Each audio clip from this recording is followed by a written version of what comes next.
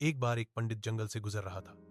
रास्ते में उसने एक कुआं देखा। जब उसने कुएं में झांका तो देखा कि एक सांप, बंदर, शेर और एक मनुष्य उसमें फंसे हुए हैं। शेर बोला, इस कुएं से निकलने में मेरी मदद करो पंडित जी। पंडित ने जवाब दिया, शेर मनुष्यों का शिकार करते हैं, मैं कैसे तुम्हारी मदद करूं। शेर फिर बोला, आपने ठीक कहा, मैं जानवरों और मनुष्यों का शिकार करता हूं, परंतु मैं अकृतज्ञ नहीं हूं। पंडित ने शेर को बाहर निकाल लिया, फिर उसने बंदर को भी बाहर निकाल दिया। सांप गिड़गिड़ाते हुए पंडित से बोला, हम सांप सिर्फ उन्हीं डांसते हैं जो हमें नुकसान पहुंचाने की कोशिश करते हैं।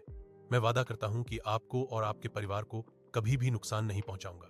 पंडित ने उसे भी बाहर निकाल दिया। सभी जानवरों ने पंडित को सलाह दी, उस मनुष्य को बाहर मत निकालना, यह अकृतज्ञ व्यक्ति है। शेर और बंदर ने पंडित से बाद में आकर मिलने को कहा और चले गए। सांप ने जाते हुए कहा, अगर तुम्हें कभी भी मेरी जरूरत हो तो मुझे बस याद कर लेना, मैं आ जाऊंगा। सबके जाने के बाद पंडित ने तरस खाकर उस व्यक्ति को भी कुएं से निकाल दिया। जाते जाते उस व्यक्ति ने कहा, मैं एक सुनार हूं, अगर कभी भी आपको मेरी जरूरत हो तो आप मेरे पास आ सकते हैं। कुछ दिनों बाद पंडित बंदर से मिलने गया।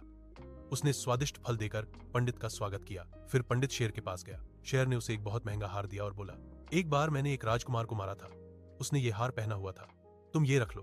उसके बाद पंडित सुनार के पास गया और उसे शेर के बारे में बताया। फिर उसने उसे हार दिखाया। सुनार फौरन पहचान गया कि ये हार उसी ने राजकुमार के लिए बनाया था। वो राजा के पास गया और उसने राजा से कहा, पंडित ने राजकुमार को मारकर उसका हार चुरा लिया है। ये सुनते ही राजा ने सिपाहियों से पंडित को पकड़कर लाने को कहा। सिपाही उसे पकड़कर ले आए और कोठरी में डाल दिया। अगली सुबह राजा ने पंडित को फांसी पर चढ़ाने का हुक्म दिया। पंडित ने मदद के लिए सांप को याद किया। सांप ने आकर कहा, मैं जाकर रानी को डौंस लूंगा और वो सिर्फ तुम्हारे छूने भर से ठीक हो जाएगी। सांप वहां से चला गया और उसने रानी को काट लिया।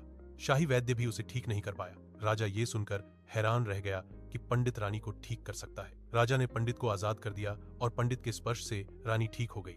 राजा पंडित का आभारी हो गया। राजा ने पंडित से हार के बारे में बताने को कहा।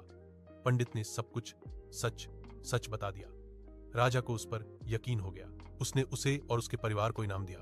पंडित को धोखा देने और झूठ बोलने के लिए राजा ने सुनार को जेल में डलवा दिया। दोस्तों, पंचतंत्र की इस कहानी से हमें यह नैतिक शिक्षा मिलती है कि कभी किसी का विश्वास मत तोड़ो।